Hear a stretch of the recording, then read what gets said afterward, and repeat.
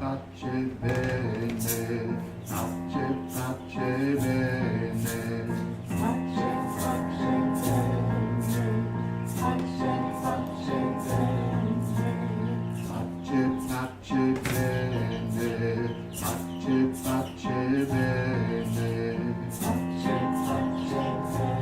bene, pace, pace bene, pace, pace bene,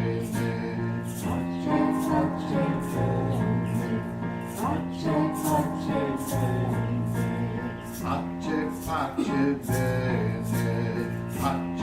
pace bene, pace, pace bene, pace, pace bene, pace, pace bene, pace, pace bene, pace, pace bene, sia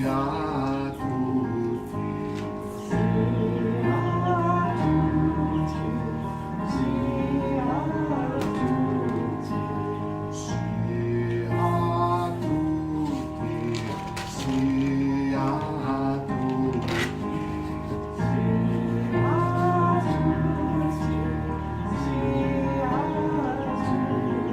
a tutti, sia a tutti, sia a tutti,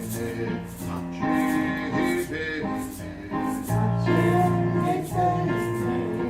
tutti, sia a tutti,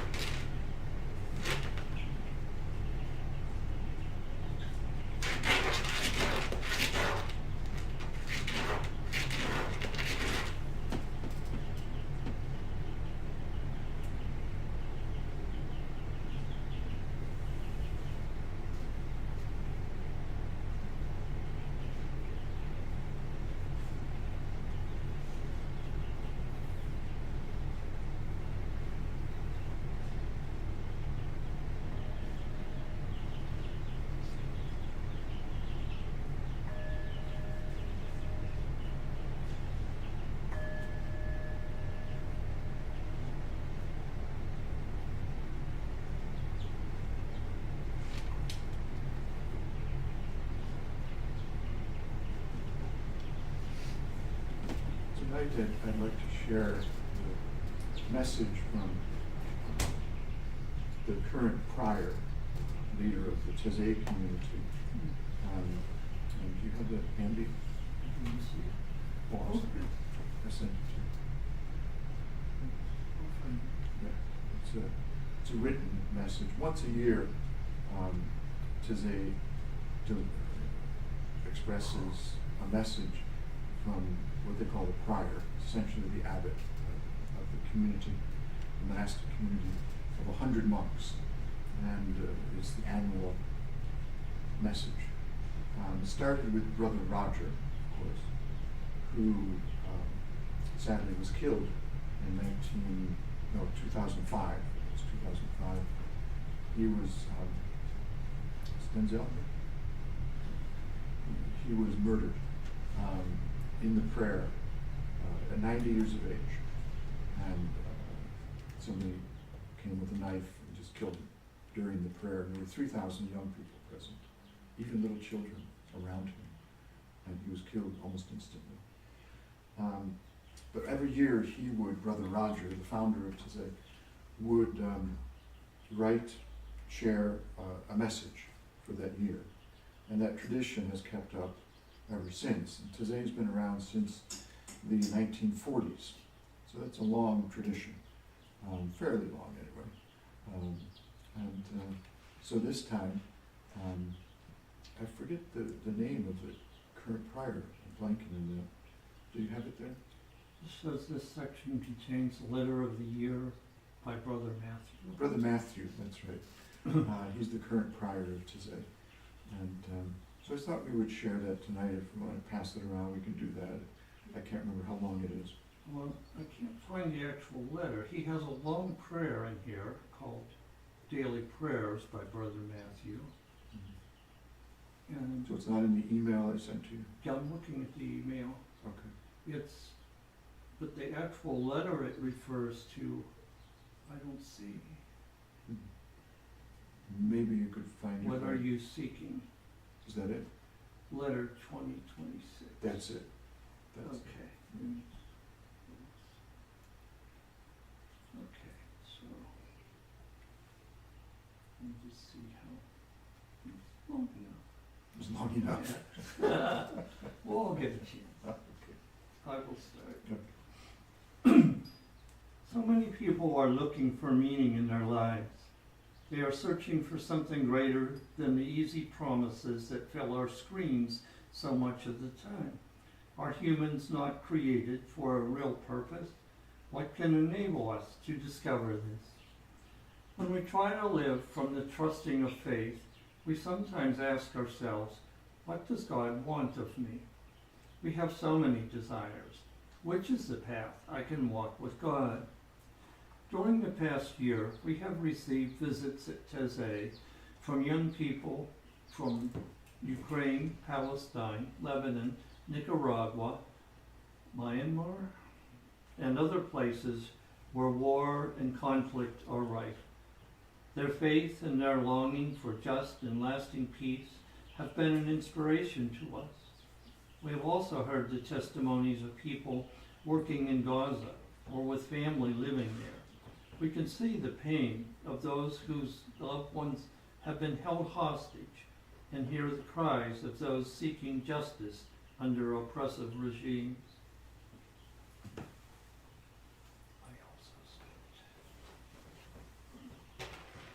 I also spent some time with the brothers of our Taizé community who live in small fraternities in Brazil and in Cuba.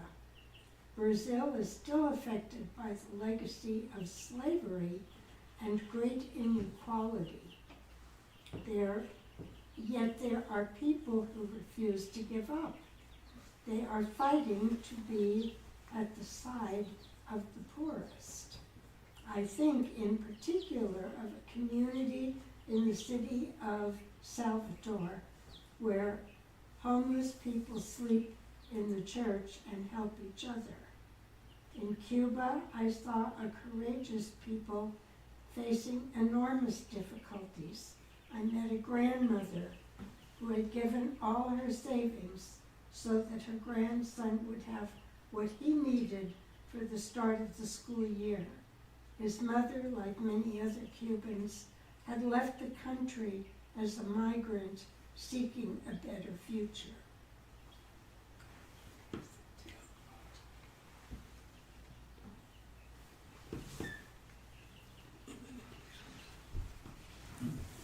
In many places, people are wondering, how can I use the freedom that has been given to me to express solidarity with those who suffer?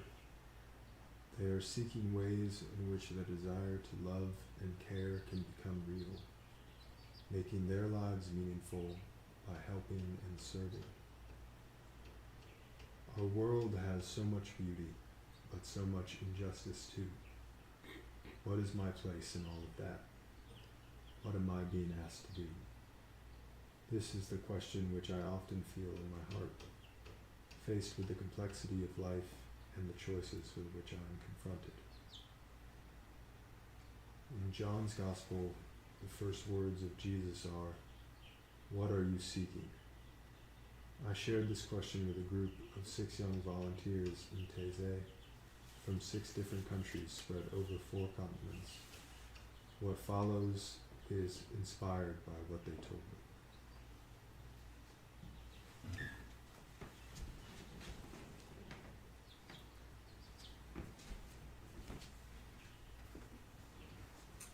To them and to all the volunteers who help run the meetings in Taizé, spending time with our community in order to pray and to understand more about the call of Christ in their lives, I would like to say thank you, Brother Matthew.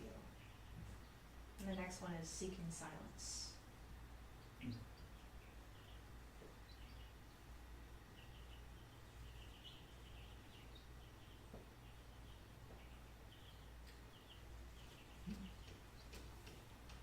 That's, you mean silent because it says seeking silence? Yeah, the next It's new. section. A Because new he ended writing. with his Is it still signature. part of the I letter? don't think he No, because signs he off. ended with his sign, he's not. Oh, okay, so that was it? Yeah. Mhm. Okay, very good. Thank you. Any thoughts, responses to Brother Matthew's letter?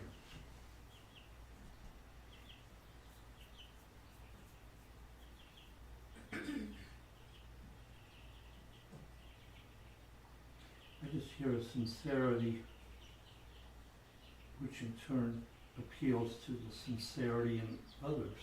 It's a simple, honest desire to help, not I'm on a mission, or, with the question, how do I serve? He's asking it too, it sounds like, and Definitely. it's like you can hang out with them. Yeah.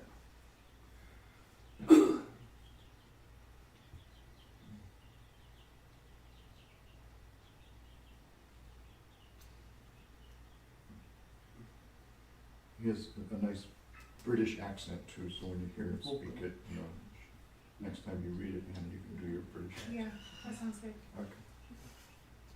Any other thoughts?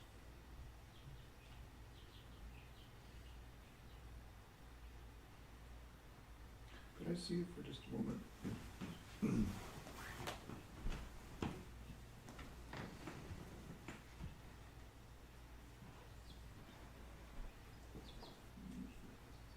Thank you. So when I hear his letter, it reminds me a bit of Brother Roger as well. Brother Roger was a genuinely humble person and a poet and a mystic, I would say. He'd often stare off into the distance when asked a question, and you'd think he left the room. But it was kind of, churning and brewing, and then a simple kind of response, maybe even just a couple words. But I hear a similar kind of spirit in here. Notice not so much what he says, but how he says it. He doesn't start his letter by saying, "I think," or "I believe," or "I anything." It's not about him, right? He begins by seeing so many people. He says, so many people are looking for meaning in their lives. So he's seeing them. He's listening to them. That's the heart of Tazay, and I hope the heart of this community. And he goes on about them. This is one thing I can always, I listen for when I hear, particularly so-called leaders and organizations. Are they speaking about others with delight? Are they referring to others with real affection and love, or is it like, I think this and I believe this and I say this kind of thing? There's a big difference. He goes on, he says, they, the young people, are searching for something greater. And then he asks a question. Are humans not created for a real purpose? In other words, he doesn't tell us. Humans are created for a definite purpose. That's answer according to him.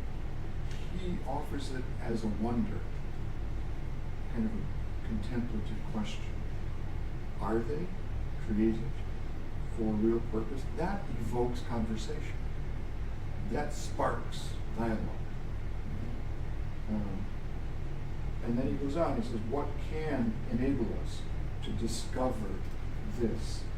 This meaning perhaps a purpose. What can enable us, encourage us, nurture us to discover our purpose? I mean, there's a fair number of young people that come here, and sometimes not so young people, who are looking for next step, whatever that is, looking for clarity in terms of their life, direction. And then the next paragraph begins, when we, notice again, it's not I. We once had an experiment in this community where we tried to go the whole day without using the word I. We couldn't do it. It wasn't possible. Just couldn't do it. It was hilarious, actually. So he goes on, when we try to live, so he's identifying with everything. From the trusting of faith, we sometimes ask ourselves, and here's a question, again, a question, not an answer. What does God want of me? It's a good question. And we could rattle off an answer. Well, the Bible says God wants this, this, this. But that's not the answer. The answer is what rises up within us in genuine, authentic movement of the heart, that inner voice. What does God want of me, he asks. We have so many desires. Which desire is the one I want to follow? Which is the path I can walk with God? He's using very traditional language there. Walking with God. It's like in the beginning of the Genesis story, right? It says, Adam walked in the garden in the cool of the evening with God. What a lovely image. I'd love to come back there with your camera. During the past year, now, here's where he gets specific. Notice the countries he mentions first. During the past year, we have received visits. He's been very modest there. We're talking thousands of young people. But he mentions a few. We have received visits at Tazay from young people from, number one, Ukraine. What's going on in Ukraine? We all know. 2, Palestine. What's going on in Palestine? We all know. 3, Lebanon. We all know what's going on there. And then he lists other countries, Nicaragua, Myanmar, and other places where war and conflict are rife. And then rather than offering any solution or advice, he simply upholds the people that are there. He lifts them up. Once again, it's not about him. Their faith, he says, and their longing for just and lasting peace have been an inspiration to us. It's not that we inspired them. They inspired us. Do you see the spirit of that? It's very Christ-like. We have also heard the testimonies of people where, working in Gaza, Gaza has become the litmus test for humanity these days. Our lack of caring, our lack of response to the genocide in Gaza will be forever recorded in history. But we, from today, have heard the testimonies of people working in Gaza or with family living there. And then continuing to focus on Gaza, we can see the pain of those whose loved ones have been held hostage. And we can hear the cries of those seeking justice under oppressive regimes. Now here's the first time he uses the word I. I also. So it's an addendum, it's an addition, it's the second one. I also spent some time with the brothers of our Taizé community who live in small fraternities in Brazil and in Cuba. We all know what's going on in Cuba right now, and how the U.S. is once again persecuting people from Cuba. Brazil is still affected by the legacy of slavery and great inequality. Yet there are people who refuse to give up. Once again, he's lifting up the goodness and the faith and the love of people in other places. Refuse to give up. They are fighting to be at the side of the rich? No, of the poorest. I think in particular of a community in the city of Salvador where homeless people sleep in a church and help each other. So once again, he's not saying, pity these people. He's holding the people who are without homes up and their compassion for each other. See how amazing and how rare that is. In Cuba, I saw a courageous people facing enormous difficulties. I met a grandmother who had given all her savings. Sounds like Jesus in the story of the woman who gave everything, right? And the rich people gave a few pennies and they wanted to be applauded, But Jesus says, you see that old woman there? She just gave everything she had, and nobody noticed. A woman, a grandmother, who gave all her savings so that a grandson would have what he needed for the start of the school year. His mother, like many Cubans, had left the country as a migrant, seeking a better future. And then he brings it to a close. In many places, people are wondering, how can I use the freedom that has been given to me? He's talking about us now. How can I use the freedom that has been given to me to express, here's the word, you will not hear this word in most political conversation, probably none. But he uses it. How can I use the freedom that has been given me to express solidarity? There it is. Solidarity. You should write a new song, Solidarity. To express solidarity with those who suffer. They are seeking ways in which their desire to love and to care can become real,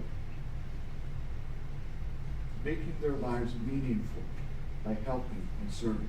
It reminds me of the young woman who's coming here soon, possibly at the end of this week, who's been pouring herself out, working with people who are without homes, working with people who are addicted on the streets, and so on. Our world has so much beauty, so he has not lost sight of that. But so much injustice too. What is my place in all of that? Now he's talking about himself. What is my place? He's the head of the community. You think he's already got a place. That's what he's doing, right? He's got all the respect and love that he would need, but he's asking the question of himself. What is my place in all of that suffering, injustice, and beauty? What am I being asked to do? It's a beautiful way to say it. Some people say, well, the universe is asking you to do something. Other people say God is asking you to do something. What am I being asked to do? This is the question, he says, which I often feel in my heart, faced with the complexity of life and the choices with which I am confronted. In John's Gospel, the first words of Jesus are, "What are you seeking?" That's a great question. What do you want? What do you really want? What are you seeking? I shared this question with a group of 6 young volunteers in Taizé from 6 different countries, spread over 4 continents. What follows is inspired by what they told me. To them, and to all the volunteers who helped run the meetings in Taizé, spending time with our community in order to pray and to understand more about the call of Christ in their lives, I would like to say thank you, Brother Matthew.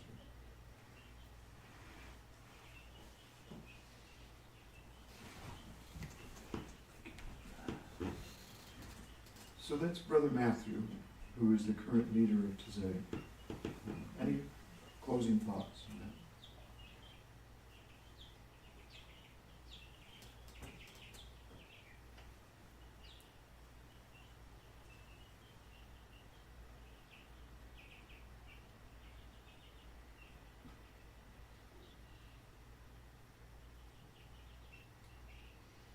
We'll close with a song.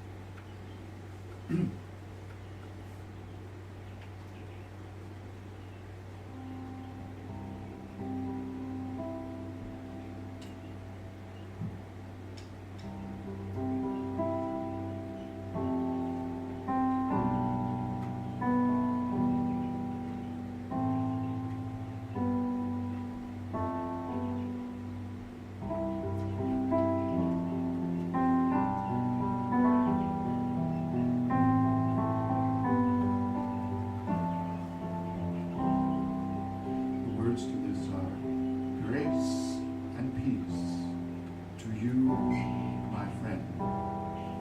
Grace and peace be with you. Grace and peace to you, my friend. Grace and peace be with you. I'll sing it once and then drink. Grace and peace to you, my friend. Grace and peace be with you.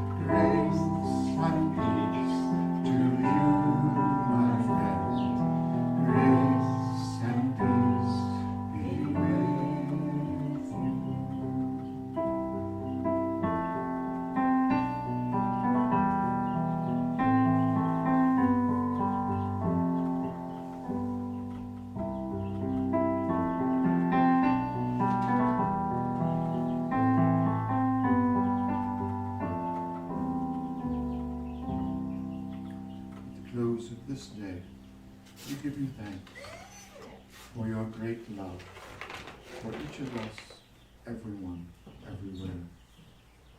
May we become bearers and sharers of that great love, overwhelmed and swept away by your lavish loving.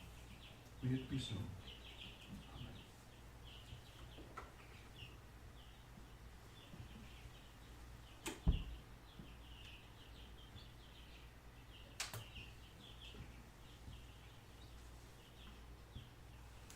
You're especially quiet, Sita.